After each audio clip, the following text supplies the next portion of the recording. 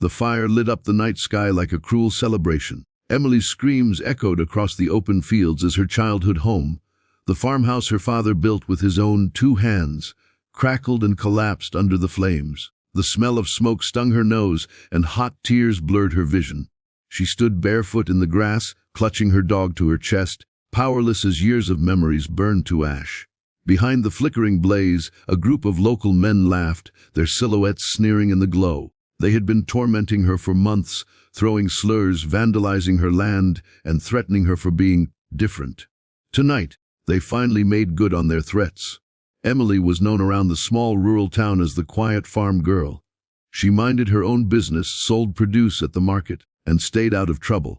But her mixed heritage made her an easy target for the bitter men who hated seeing anyone who didn't fit their idea of belonging. Most of the town turned a blind eye, muttering that she should just ignore them. But ignoring had done nothing. The hate only grew louder, more dangerous, until it ended in flames. Her legs trembled as she sank to her knees. Everything her family worked for was gone. Her parents had passed years ago, leaving her the farm as their legacy. Now it lay in ruins. For the first time in her life, Emily felt utterly defeated. She didn't know where she would sleep, how she would rebuild, or if she even had the strength to face tomorrow. But what those men didn't know, what they couldn't have imagined, was that Emily wasn't alone in this fight. She was married, and her husband wasn't just any man. He was a Delta Force soldier. His name was Jack, and he was the kind of man the military called when no one else could handle the mission. He was far from home, serving overseas. When Emily called him, her voice shaking as she whispered through tears, "Jack, they burned it. They burned everything."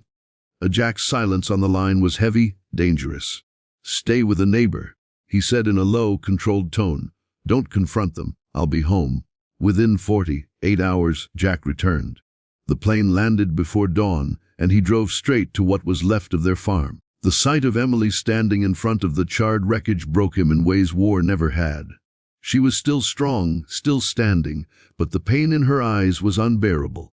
He wrapped her in his arms, pressing his forehead to hers. "They think they destroyed you," he whispered. "They just don't know who they're up against." Emily wanted revenge, but she also feared escalation. Jack listened to her fears, his thumb gently brushing the soot from her cheek.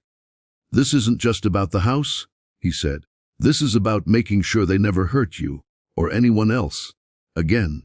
The bullies thought they could intimidate her into leaving town.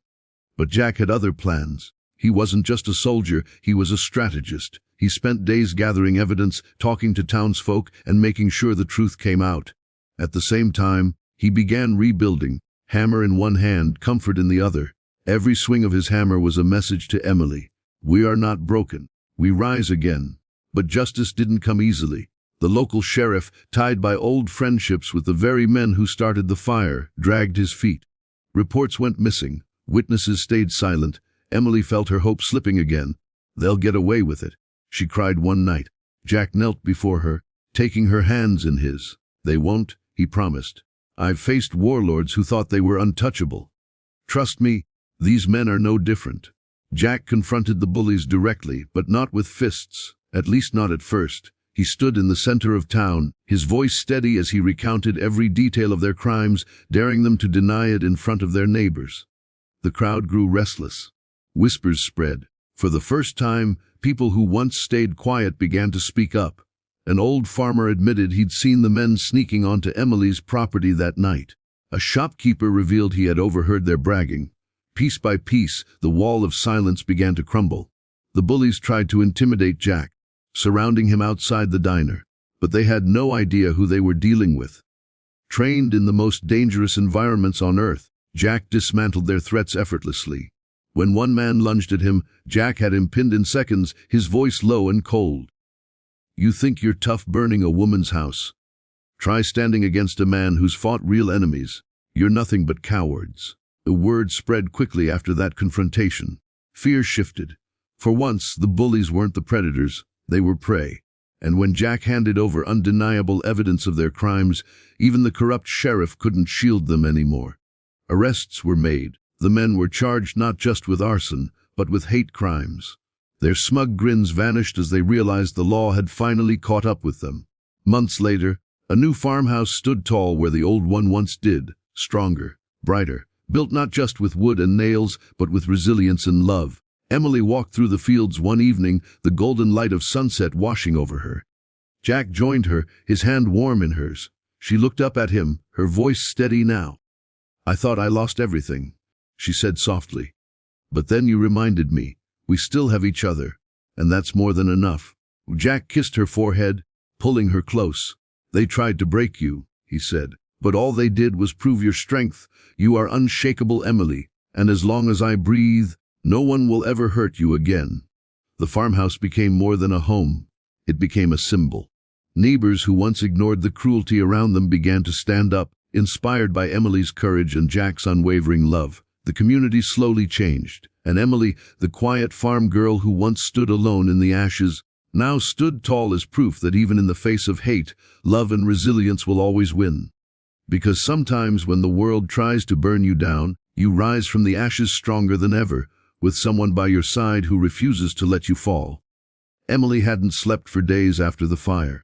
Every time she closed her eyes, she saw the flames again, hungry, roaring, tearing apart the home where her mother once baked pies in the kitchen, where her father taught her to plant corn in straight rows. The smell of smoke lingered in her hair, in her skin, as if it was carved into her soul. She woke at night gasping, clutching at her chest, only to find herself lying in a borrowed bed at her neighbor's house. The town was divided. Some people whispered that Emily must have brought it on herself for being different. Others pitied her but stayed silent, afraid of crossing the men who had terrorized her. Only a few dared to bring food, blankets, or words of comfort. The isolation cut deep. For Emily, it felt like she was already invisible before the house burned. Now she was a ghost among the living. When Jack returned, everything shifted. He didn't just bring military training home with him, he brought a fire of his own. But he was careful not to let rage consume him. Rage was what the bullies wanted, to prove their power by dragging him down to their level. Jack was smarter. He had spent his life outthinking enemies stronger and more ruthless than these men. He knew this wasn't just a fight. It was a battle for Emily's dignity, for her place in the town she loved. The first challenge they faced together was rebuilding trust with each other. Emily felt guilty, believing she had dragged Jack into her pain. "You didn't sign up for this," she whispered one night, staring at the ruins of her home. Jack turned her face toward his. "I married you, Emily. Not just the good days, but the hard ones. Don't ever think I'd want to be anywhere else." Then came the second challenge, pushing back against a system stacked against them. The sheriff dismissed their complaints, telling Jack, "Boys will be boys. Let it go." That was the moment Jack realized this wasn't just about a gang of hateful men. It was about a culture that allowed them to thrive. So Jack went higher. He gathered evidence and contacted federal authorities. Slowly, the cracks began to form in the wall of silence protecting the bullies.